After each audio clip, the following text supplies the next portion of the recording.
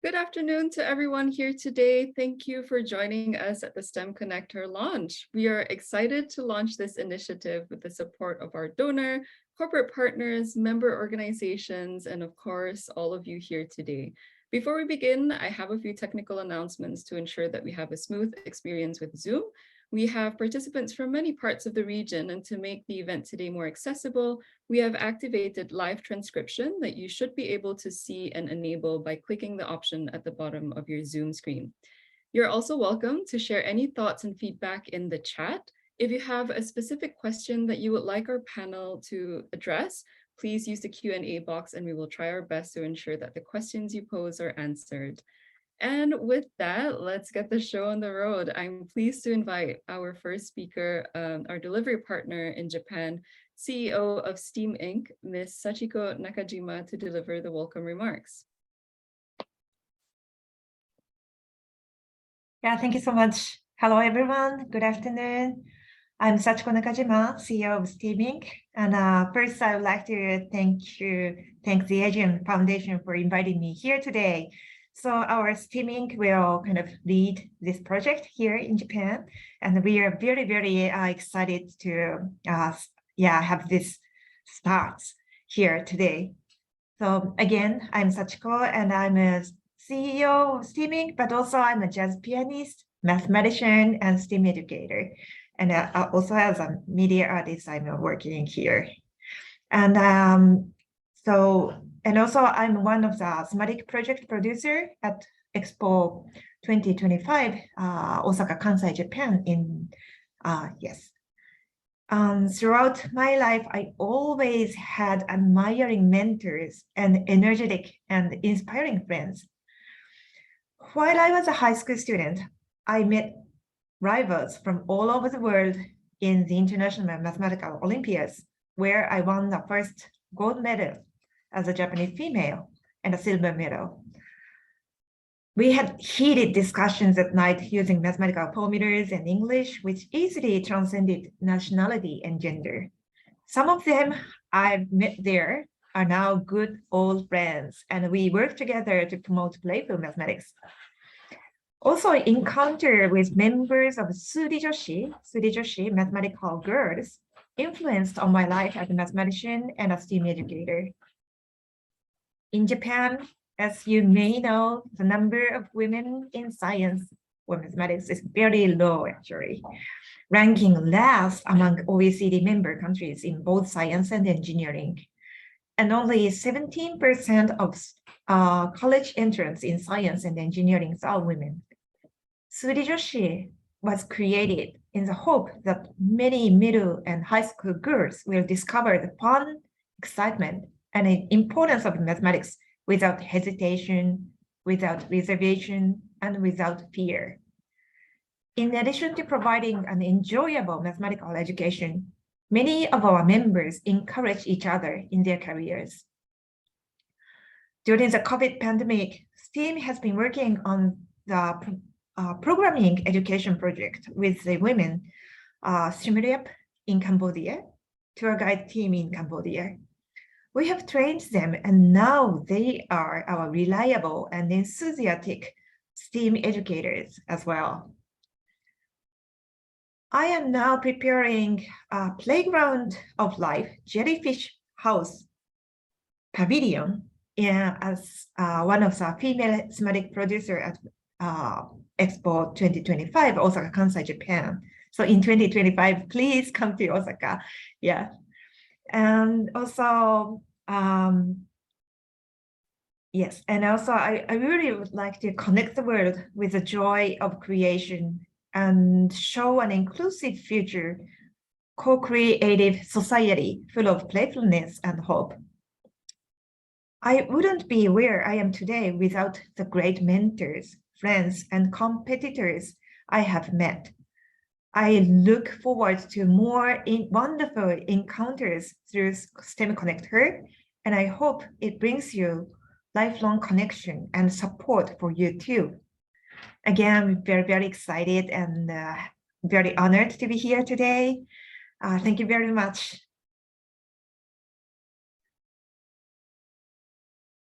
Thank you very much, Sachiko-san, for sharing your experience as a woman in STEM. To further speak on the STEM ConnectHER program, I'm pleased to invite Anthea Mulakala, Senior Director, International Development Cooperation and Future Skills Alliance co-lead the Asia Foundation. Welcome, Anthea. Thank you, Christina, and good day to everyone, especially our mentees and our mentors. And thank you so much to Sachiko for her inspiring remark. Before we transition to our much anticipated panel discussion, I'd like to give you some background on the exciting program that we're launching today, STEM ConnectHER. STEM ConnectHER is a program of the Asia Foundation. If you're not familiar with the Asia Foundation, we're an international development organization. Our headquarters are in San Francisco. We have 19 offices across the Asia Pacific, as well as one in Washington, D.C. And we've been around programming in the region for over 65 years. And our focus is on advancing Asia and Pacific's economic, social, and political development. We have a range of programs that we implement. We conduct research and evaluation. We deliver training, forge strategic partnerships, and provide policy advice to support inclusive development in the region. And you can see at the bottom of that slide, those are our key areas of our programs. Next slide, please. One of the Asia Foundation's signature programs is the Future Skills Alliance. FSA is a shared impact platform where public and private sector partners collaborate to provide future-ready skilling and networking opportunities to a range of communities across the Asia Pacific. And this includes micro, small, and medium enterprises, women in STEM, marginalized groups across the region, such as youth or people with disabilities, and also those re-entering the workforce. Our portfolio of programs span the skills spectrum from digital literacy right through to career-ready skills. Next slide. STEM ConnectHER evolved from a research partnership with Zendesk on accelerating women's advancement in STEM. Asia Foundation researchers engaged more than 70 women in STEM organizations across Asia to develop the report. And there were some very important findings. First, that the pandemic has exacerbated existing challenges to women's participation in STEM fields. And also that pre-pandemic, there was already a significant leaky pipeline where women leave STEM fields in increasing numbers over time. There are a range of systemic, formal, and informal pressures that push women out of STEM at various points of their education and careers, ranging from gender stereotypes and self-confidence during education to discrimination, work-life balance, and promotional opportunities in the workplace, through to challenges to reskill or re-enter the workforce. One of the key findings was that networks for women in STEM play an important role in supporting women to persist and succeed in STEM roles. And a key recommendation of the report was to strengthen existing in-country networks to create a regional network of wet networks to give greater access for women in STEM to supporting activities like mentoring, upskilling, and industry knowledge. At the Asia Foundation, we saw this call to action. We created STEM ConnectHER with generous support from Ms. Kazuko Saito, who studied at Simmons College in Boston on an Asia Foundation scholarship in 1959. And what a wonderful, enduring connection this is for us to celebrate today. Next slide. So what is STEM ConnectHER and how does it work? So firstly, it's a regional network of corporate partners and STEM member organizations who have a shared goal of supporting early in career women to grow professionally and succeed in their chosen STEM fields. Our corporate partners are supporting STEM ConnectHER with expert speakers, mentors, and professional development learning resources.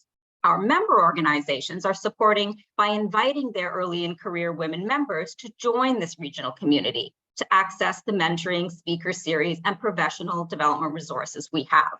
The program has 3 elements that work together to support these shared goals. Next slide. And these are a speaker series. And this series features a number of live webinars, which we run every month, that are delivered by leading STEM professionals and focus on a range of topics from tech trends and insights to professional strategies on how to navigate barriers and challenges as women in STEM. Today's panel will give you an indication of the quality of speakers and the important issues we'll be addressing. Second is cross-region mentoring. So our platform partner, TEX, supports the cross-region mentoring element of STEM ConnectHER. And the platform enables both mentors and mentees to easily create their professional profile and search and connect with each other seamlessly. And thirdly, our professional development resources. We've curated a library of industry-developed resources for our STEM ConnectHER program participants. These self-study resources include both technical courses in some of the most in-demand STEM skills through to leadership and professional skills.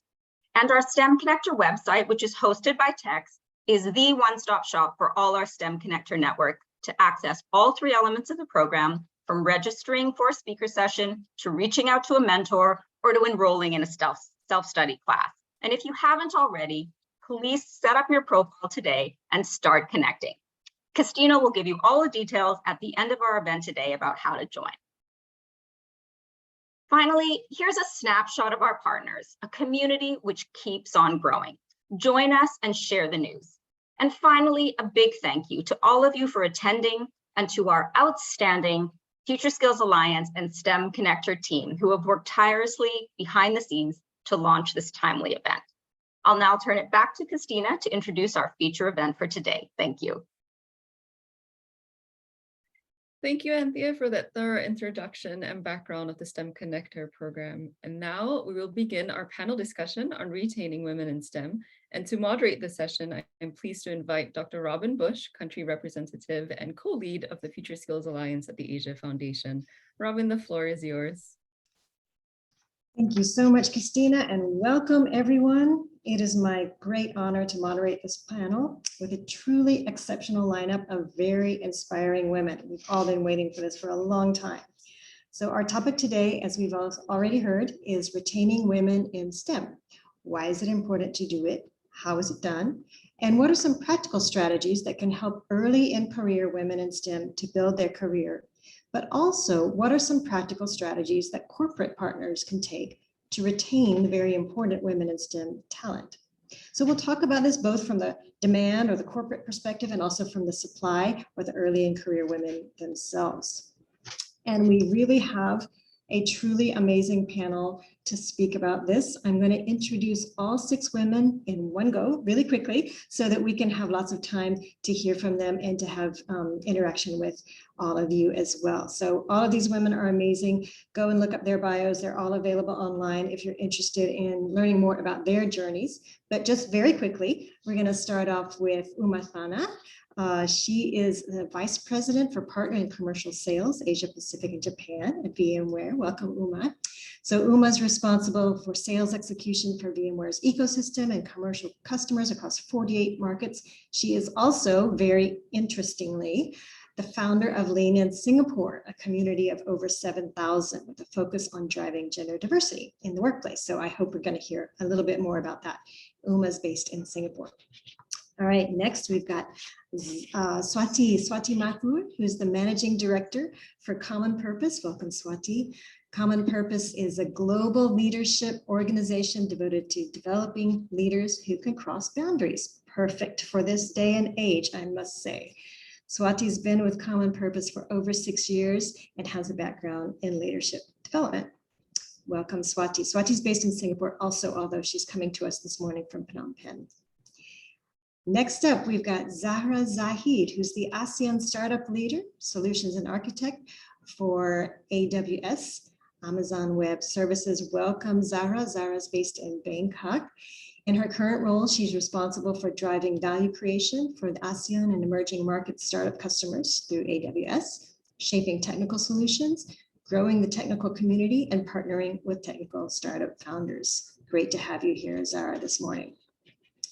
And next we have Fazlina Abdullah, Sales Director, Enterprise and Public Sector for Cisco Systems Malaysia. Hi, Fads.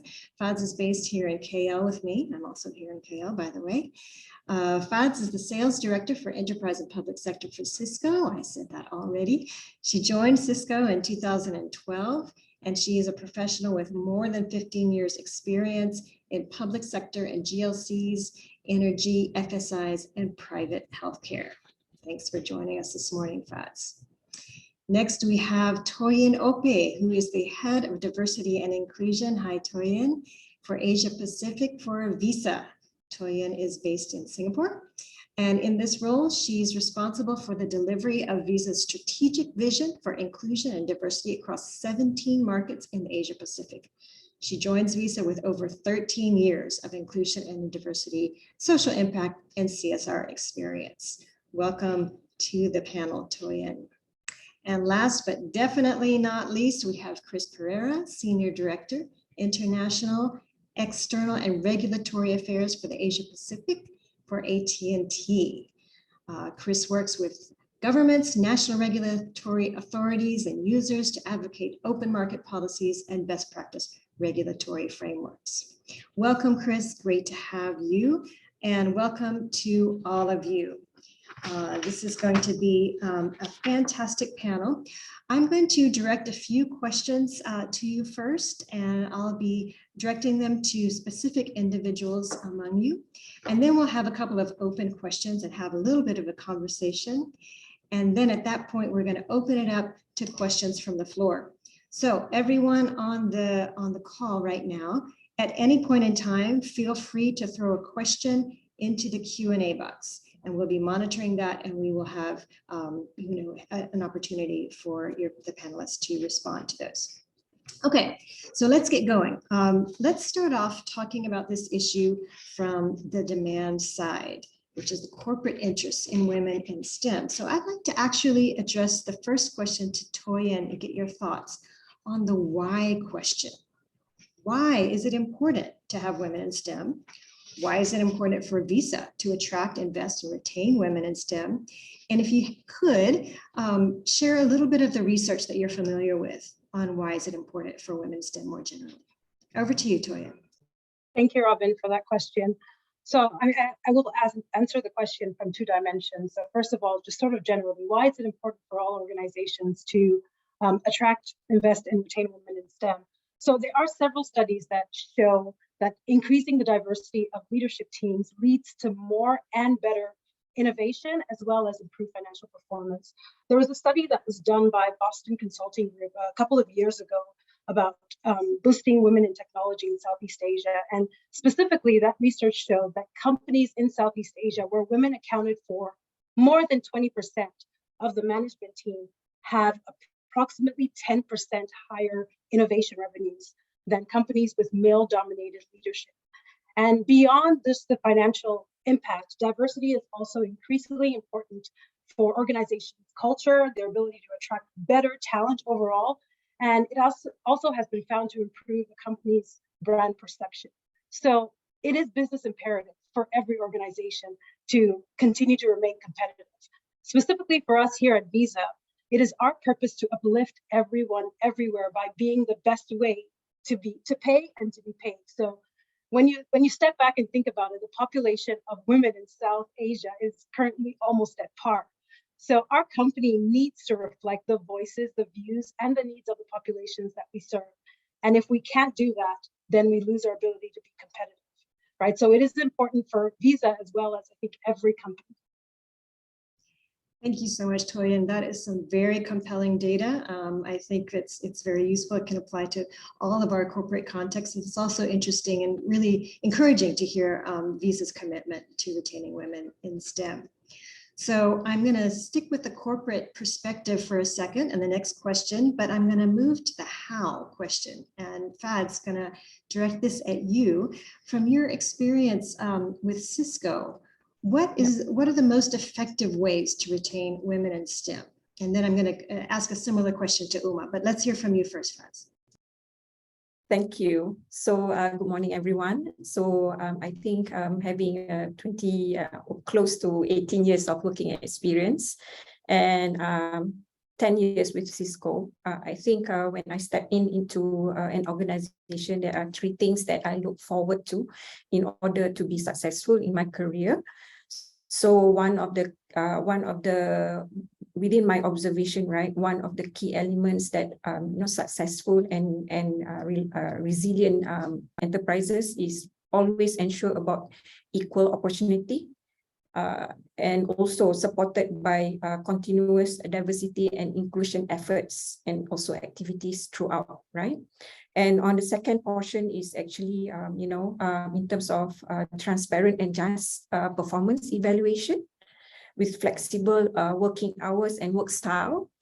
And another additional practice that from organization also we with a parental and childcare support that is critical in terms of the work-life balance as well. And then I think thirdly, as an enterprise or organization, right, the accessibility and also continuous learning and development opportunity for all. And we are privileged in Cisco, right? We are being given with mentorship programs all year round, and also, specific women leader programs as well. And then to address on some initiative in my organization to ensure, the retention of women in STEM.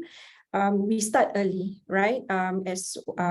If anyone not really, know about what Cisco does in our corporate responsibility program, is we run a Cisco Networking Academy, which runs in 31 countries worldwide, which ensures, equal opportunity for women and men to learn in networking, obviously. And to date, we are proud to say that we have 100,000 graduates and counting, right? So we start early, not only, only in within the organization itself, but we also do a global outreach in terms of this.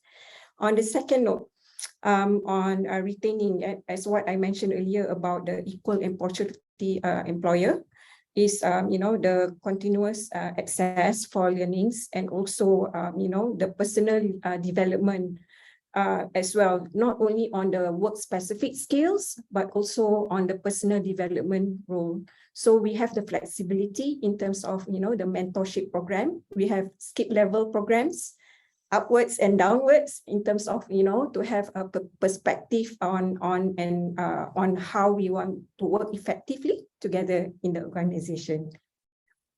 Thank you. Perfect. Thank you so much. Very, very impressive. And I think, those strategies for retaining women in STEM can resonate with all of us. Certainly, things like flexible work arrangements and childcare support, absolutely crucial. Over to you now, Uma, with a similar question. Can you tell us a little bit about initiatives at VMware that are aimed at retaining women in STEM? And can you also, I'm going to get a 2-for-1 out of you. Can you tell us a little bit about the Lean In organization that you founded? Okay, sure. I'll just speak to one specific project, which we've been running since 2019 on helping to retain women in STEM.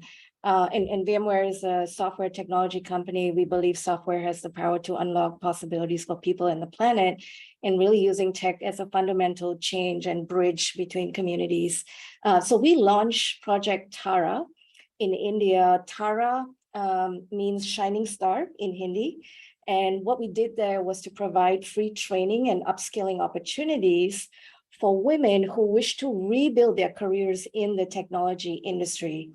And we provide free training in all of the areas that VMware is known for, from cloud management to automation to data center virtualization, etc.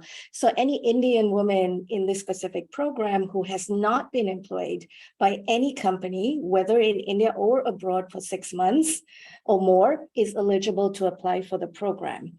And since we launched that program in January of 2019, we've now supported over 20,000 women in helping them to regain the currency of their skills, because while the universities reflect, like in most countries, 50-50, women, especially in mid-career, when they decide to start families, so they have multi-generational homes to care for, they fall off the workforce. So what we're trying to do is empower them with the confidence to restart and thrive in their careers in the industry, and give them that network as well. So, and as of August, over 4,000 of that women have now found jobs in over 1,400 organizations. So we work with companies like Accenture, Bharti Airtel, Capgemini, Cognizant, Infosys entity, just to name a few. And just last week, we've launched a similar program in Japan, and we're calling it VMware Sakura. So that's a little bit about what we're doing there. And then a quick note on Lean in Singapore, that was launched in 2016, really as a movement that I made a nonprofit company 3 years ago. We have over 7,000 members, women, men, and others. And our goal is to inspire, equip, and empower women to progress in the workplace and lead successful, happy lives, because, you know, sometimes people assume that women can't be successful and be happy at the same time. So the and happy is very important. We also have a men's chapter, which we launched. This is off the book, you know, Cheryl said. So Cheryl was in Singapore in 2018. We believe that they are at least half of the solution. So we also have a he for she chapter. Fantastic, successful and happy, very important. Paired concepts. Thank you so much, Uma. That's exciting. And I'm pretty sure we're going to have some questions about that very interesting initiative you told us about. All right, now we're going to shift a little bit. We're going to talk to you about the supply side. Let's talk about women in STEM themselves, especially early in career women in STEM. So I'm going to you now, Zara, if I may, to ask you from your experience, what are some of the most in-demand roles or opportunities, especially for early in career women in STEM, to consider as they build out their career plans? Yeah, thank you. Thank you for that question.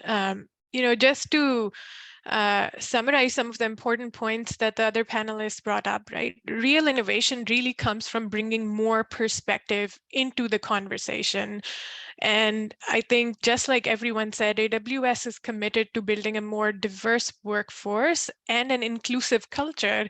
And the inclusion aspect really aims towards the retention, making sure the growth aspect for women and girls is equal, the equity is there. Now, I would say when we think about careers, one of the things that I've learned from mentors in every level, not just, when I think about mentors, I think about everyone that I work with, right? Whether they're in a senior role or a junior role or just starting their career, because that's the learning that we really get holistically. Is one of the things in our environment now is change has never been this fast and it will never be this slow again. And what's driving this pace of change? One of the major aspects driving this pace of change is innovation in technology and the democratization of technology. So the innovation in technology, when you think about it, it has changed the way we interact socially, how we interact with businesses around us. It has changed us as consumers of businesses on what we expect. We expect more personalization. We expect more proactive customer support. We expect products that are specific to us, that serve us. So apart from the commercial aspect, what technology has really done is accelerated our reach for social good. Right? A lot of the panelists have talked about the reach out programs that we now have across countries, across the globe, bringing in diverse perspectives. So when I think about what are some of the key roles that early and talented women in STEM can really benefit from, it is technology. Because as much as we think technology as, someone's sitting in a dark room coding, it is not.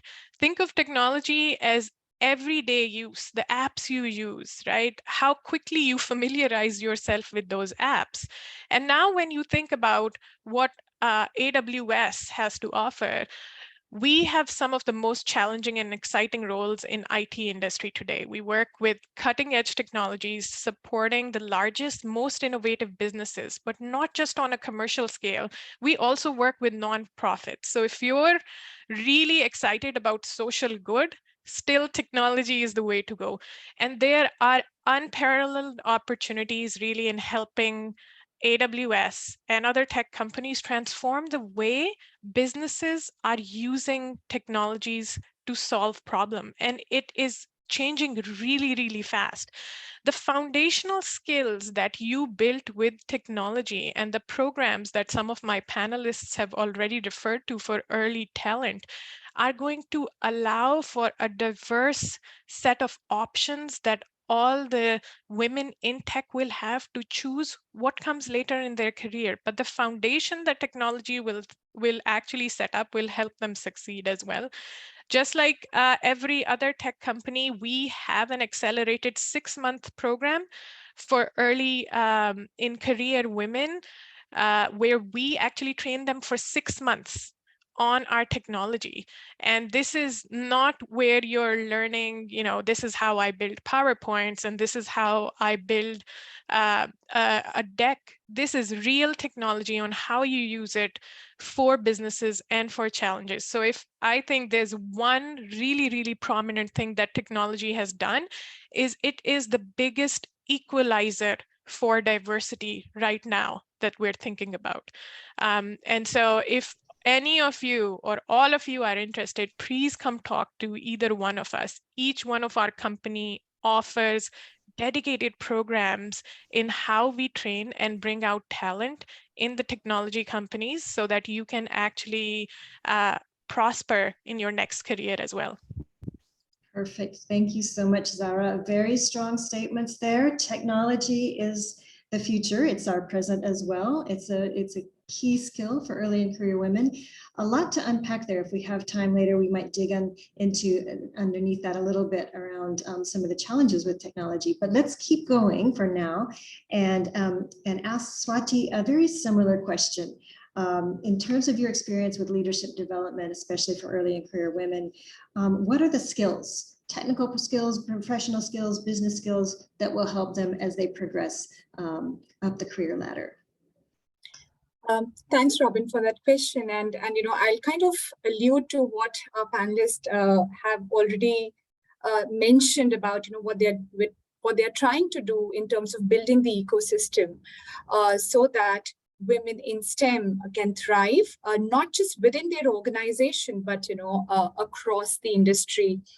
I think coming from an organization that believes in cross-boundary leadership, I think being able to cross different boundaries is so crucial at any stage in career, whether you're starting, whether you're mid-career, whether you're coming back into the workforce. I think there are these different boundaries we all are needing to cross at every level. And I think one of the biggest boundaries that we need to cross is our own self-limiting beliefs. It's an internal boundary we need to cross as well. And I think that's such an important skill to cultivate and to keep thinking about, what are those self-limiting beliefs that's kind of, inhibiting me to go to the next level.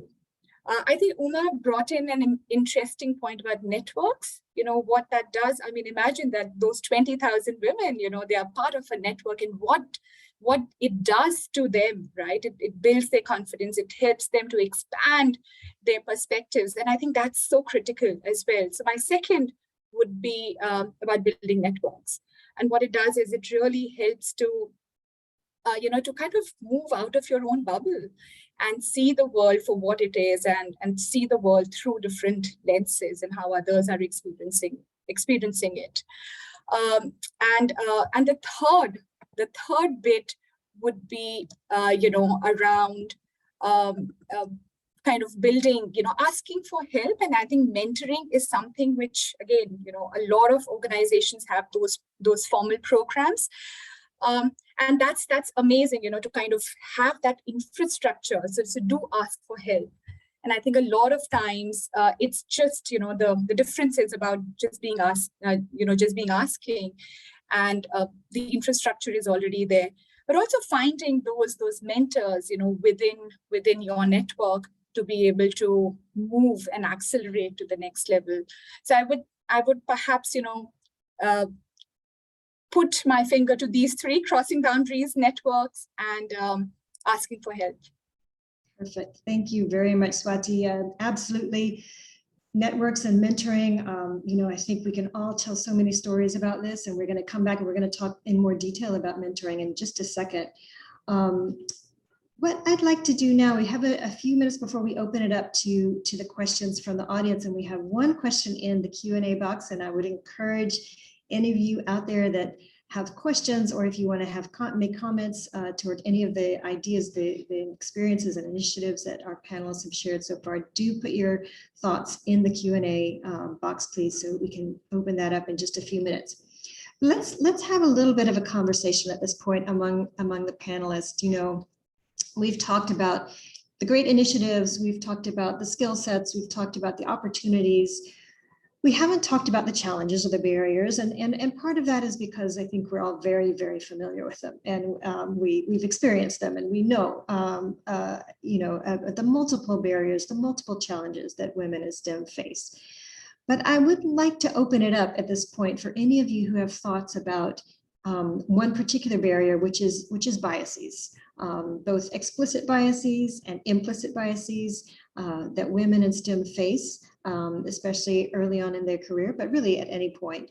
I appreciated, I think it was Zara's point about mentoring can come from anywhere within the organization, right? Up, down, or maybe that was Fad's, sorry. One of you made a very brilliant point about that.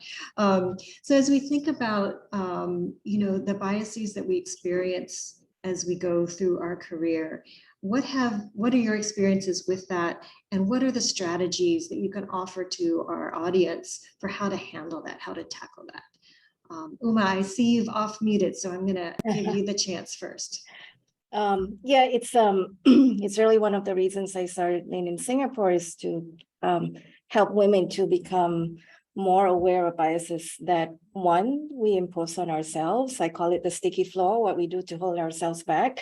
For example, a woman, generally speaking, might look at a job description, and if she does not check all of the boxes and offer a little bit more, she's unlikely to apply for that job. And a man would look at that and go, oh, 6 out of 10, I'm going to rock this job, I'm going to apply now.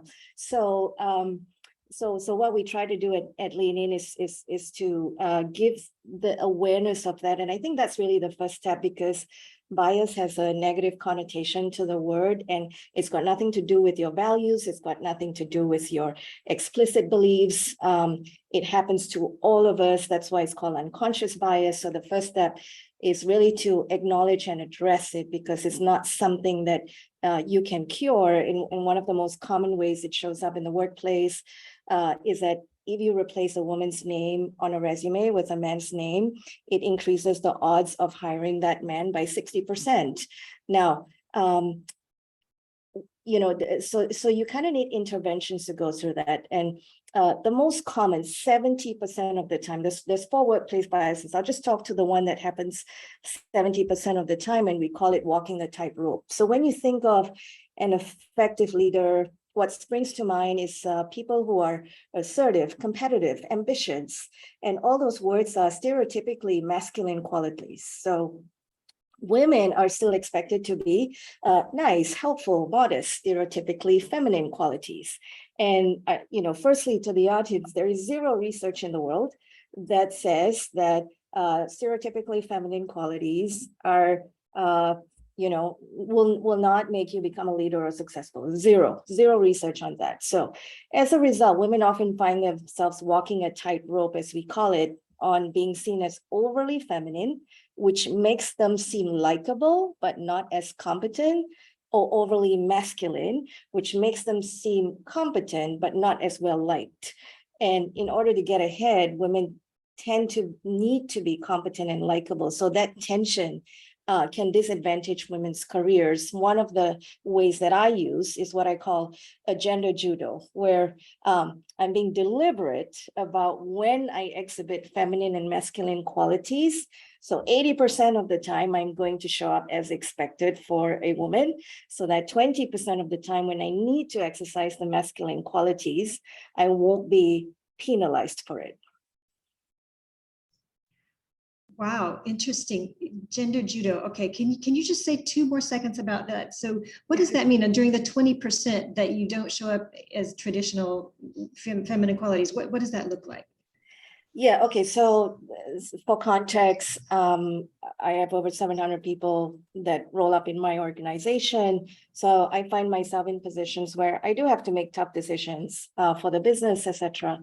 And so when I am making those tough decisions, or when I'm asking hard questions on, I just had a forecast call with Australia and New Zealand, and I'm asking some tough questions. That's the 20% where I have to exhibit being masculine, and those were the adjectives. I'm assertive. I may come across as contentious because I'm a woman. If a man does it, you won't say that. You'll just say he's confident and capable. So 80% of the time, I am going to be nice and helpful and modest and soft-spoken, so that 20% of the time I can exercise what I just did on the forecast call earlier with Australia and New Zealand and not be penalized for it. That is absolutely fascinating. Thoughts about this from the panel, or other suggestions or other strategies that you use in dealing with bias, unconscious, implicit, or explicit? I think I'll start with one, right? Being a technologist and staying in the technology side, even for a very long time, there is definitely a bias, right? We all know that it exists, and we need to get comfortable with it. But one of the things I strongly recommend, and I practice as well now, is one, women to not try to overcompensate for that bias, right? As much as I love a lot of techniques and technologies, being your authentic self, as much as that can be challenging, it is going to bring out the best in you. So I bring up a terminology that a lot of you who may be interested in AI, we use it to call reinforcement learning. So we train a system, artificial intelligence system, and it's trained based on rewarding for a desired outcome and punishing for undesired outcome. And when I think of human interaction, I think we continue to propagate that bias when we look at techniques specifically to counter that bias. And I'll give you a great example, right? Because we have our own self-limiting belief on biases, a woman would go in and, we have, let's say 80% male counterparts sitting in a conference. We will try to credentialize ourselves while our male counterparts are not trying to do that. And in doing so, what we're doing is actually training our male counterparts that every time a woman is in the room, she has to credentialize herself. So one of the things that I tend to do for myself is really challenge my own biases and really say, look, bring in your authentic self. It may work, it may not work, but it takes away the guards and the gazillion thoughts I have in my mind on how am I going to deal with bias versus what are the ideas I want to bring forward. So one of the things I always try to practice is being your authentic self, and it doesn't matter what that is at that place. I mean, there is a lot of course, association with how assertive women are versus how women who are empathetic are, but trust me that if you look at the concept of reinforcement learning, if we do that a lot, we are training the environment around us to continue to see women as either masculine or feminine based on the qualities that we are showing to our male counterparts. So as much as possible, it's challenging. I would say be your authentic self, regardless of what it is. You will learn, and you will make people around you learn by being your authentic self. And we will, go ahead, Chris. Yeah, please jump in. No, go ahead, Robin. I was just over to you. Okay. Go ahead, Chris. No, I just have a something new to add to the discussion. It's just that the bias actually starts at home. When moms have children and how they bring up their kids. So for an example, at my home, my mom was very forward-looking, and she in fact gave my brothers more housework than I did. So I never felt, even as a kid, that there was anything different in my life. I never looked at opportunities or anything to think that I was any different to my brothers. So I only kind of felt the difference, if you will, when I went to do university postgrad studies in engineering. That's when I kind of embarked, oh, people look at me differently.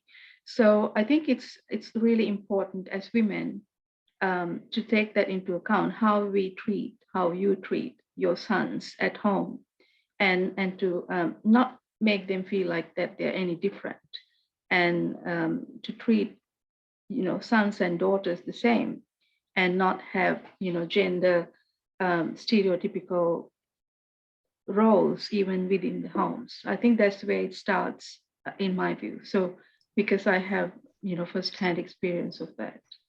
Yeah, thanks, Chris. I think we all do. I think these are some very challenging issues that we probably all deal with and have dealt with in our careers in different ways, and some very interesting strategies coming out on the floor right now, and some good chat comments from folks in the audience about them. I'm going to shift for the last minute to the last question. It's an important question about mentoring, and mentoring has already been raised a couple of times during our conversation, mentoring and the networks that are connected to mentors. And as we know, of course, the STEM ConnectHER platform is all about mentoring. So it's really, really important. Just want to ask you all, and anyone can jump in to respond to this, if there are particular pieces of advice that you would give to early in career women in STEM that are on the call right now about mentoring. How do you find a good mentor? What do you look for in a good mentor?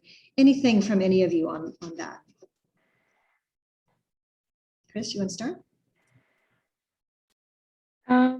Yeah, sure.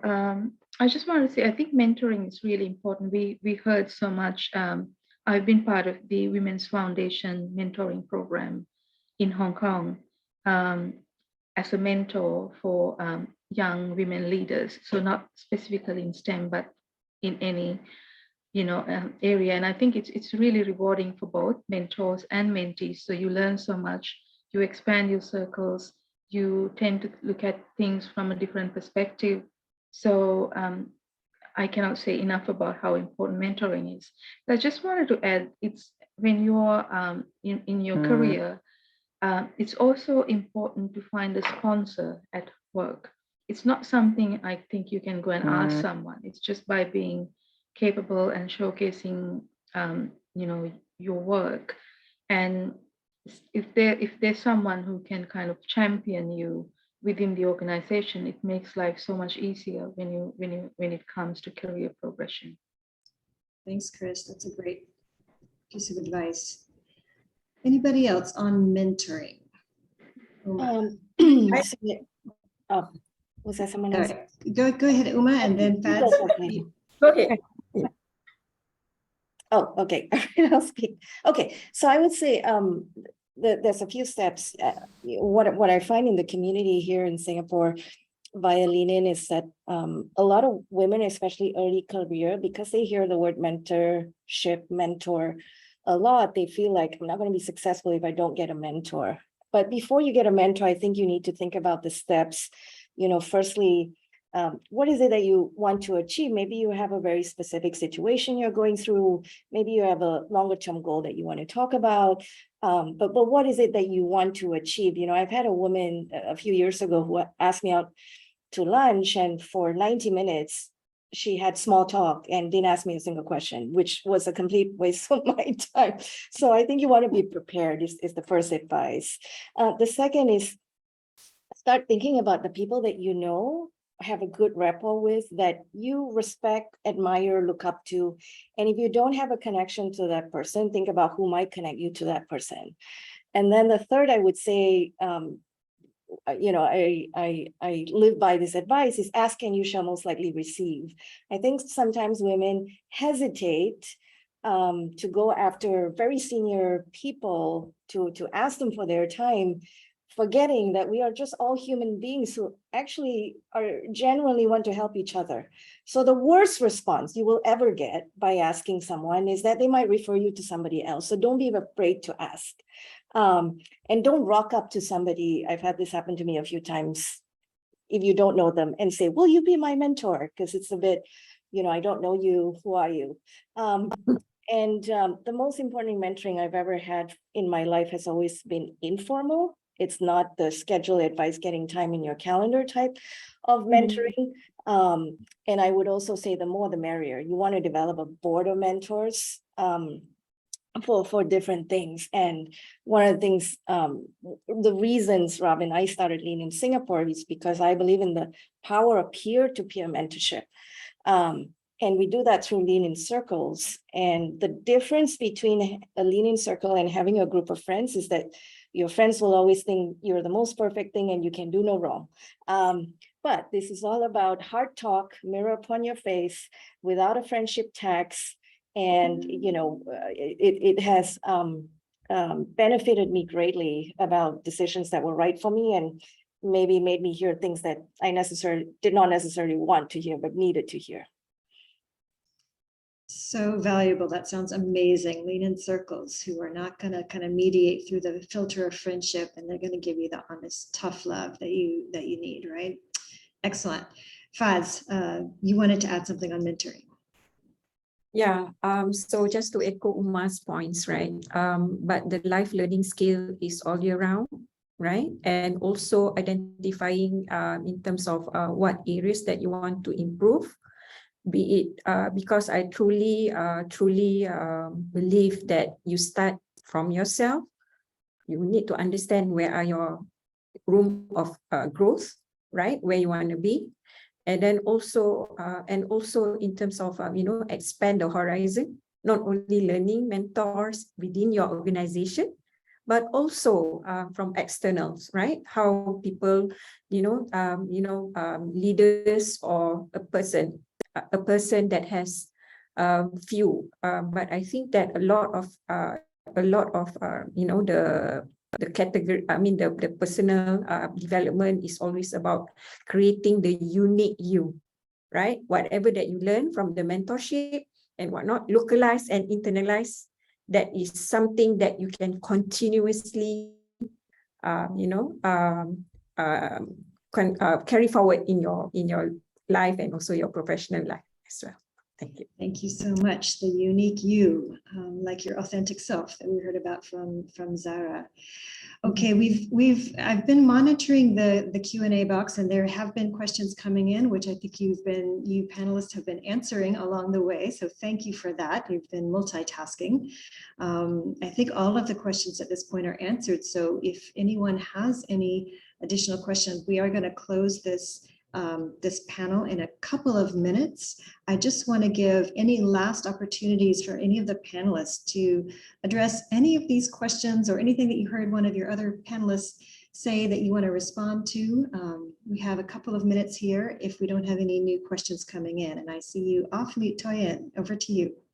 Yes, thank you, Robin. I think the conversation that we had about bias, I think has been, it's really, really important.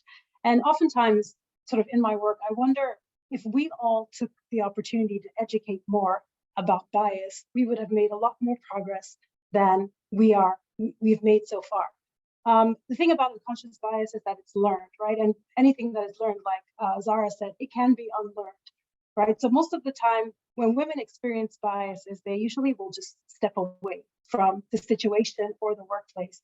And if we all took it upon ourselves to just educate people, ask questions, and don't always assume wrong intentions, right? But really approach it as an opportunity to have a conversation and to leave that person with a little bit more information than they had before. I think that would help us collectively to make progress when it comes to tackling biases. Absolutely. So it's all of our jobs, right? All along the way, educational opportunities. Swati, I see you. Yes, I think one thing that I would think, and I firmly believe in that, is I think we must invest a lot in our own self-awareness. What is it that we want? Like to Uma's point about when you're approaching a mentoring session, what is it that you want to tackle in that conversation? That's a minor thing, but I guess in a large scheme of things, it has to start with yourself. You need to really understand, what you stand for. What are things that you can be flexible for? What are the things that you are absolutely, is in your core? And I think that awareness is also going to, come come out in the way you communicate with the external world. It's going to add to your confidence. It's going to really, bring you in a much more clearer way, the way you interact with the world outside. So yeah, that's a great starting point. Thank you, Swati. I think that, we have come to the end of our time, although I see one very interesting question in the chat. How do we overcome imposter syndrome? Oh my goodness. I think these women could speak for hours on that. Does anyone want to throw out, we have literally 1 minute. Anyone want to throw out something really fast on imposter syndrome? I'll offer a quick exercise I use. So my first VP job, I was 38, and for 3 days I sat at my desk and I was like, oh my God, they're going to find out who I am and why did they offer me this job, etc. And so the intervention I did, which works for multiple scenarios, but specifically for imposter syndrome, was I took out a piece of paper and I wrote down reasons why they gave me the job. So it's a self-validation exercise to build confidence. I use it for any women who struggles with confidence, that every night before you go to bed, you write 2 or 3 things, no matter how small it is. When Sheryl Sandberg lost her husband, one of the first things she wrote was that she made herself a cup of tea. So any small thing is a celebration of success to rebuild your confidence. That is a fantastic tip. Thank you, Uma. And thank you to all of you. Unfortunately, this amazing panel does have to come to an end. I really appreciate all of your honesty, your frankness, your insights. I have learned so much from you all just in the past 45 minutes, and I am confident that our panelists have as well. So big round of applause for these amazing 6 women here on the screen. And thank you for your time and for your insights. And now I'm handing this back over to Christina to wrap us up. Thank you so much, Robin, for expertly moderating that panel. Thank you again. A sincerest gratitude to our speakers for joining us today, and what great takeaways that we were able to extract from that session. So enriching, and we appreciate our panel for sharing so openly. All right, so before we end the session, I would just like to also share what happens next. So if you're already part of the STEM ConnectHER program, here are all the things that you can look forward to. Firstly, our mentoring that is on the text platform. Everyone here has the same objective as you, which is to share the experiences and networks. Don't be shy to approach someone or submit a request to learn. We also have resources for the mentoring session to help frame what you would like to achieve. And then secondly, we will be continuing our events every 2 weeks to provide space to network and come together to share experiences. And here are some upcoming events that you can look forward to. We will have a session with coaching expert Arabella, who will share tips to make your mentorship journey more effective. And also, if you are a mentee, you're welcome to join this session as well. We also have Teddy Chu from AT&T, who will speak on ways to make networking more effective. If you have suggestions for speakers and upcoming topics, please do get in touch. And we are also planning to host in-country networking events, so do stay tuned. And finally, we also thank our supporting partners for making these learning resources free to those that are part of the STEM ConnectHER network. We welcome you to explore and get started on these resources to further your professional development. And then if you are not part of the STEM ConnectHER network, please do get in touch. We welcome participation from early and career women in STEM, as well as STEM networks, associations, and affinity groups based in Singapore, Malaysia, Cambodia, Japan, and the Philippines. So we look forward to hearing from you. Thank you again for joining us today, and we wish you a great rest of your day. Thanks, everyone.